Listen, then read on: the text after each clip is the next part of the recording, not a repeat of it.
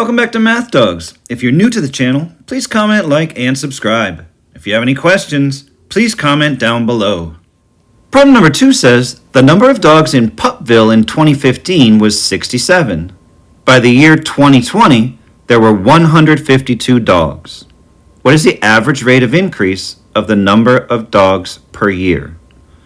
So in this problem, we're actually given 2 points. In the year 2015, there were 67 dogs, and in the year 2020, there were 152 dogs. So in this problem, we're going to use the slope formula. Change in y, or the second y minus the first y, divided by the change in the x-coordinates, second x minus first x. Remember, in math, change is usually subtraction. Now we're just going to substitute.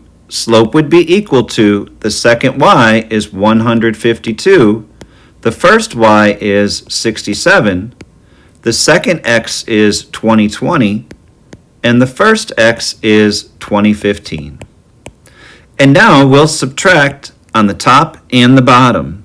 152 minus 67 is 85, and 2020 minus 2015 is 5.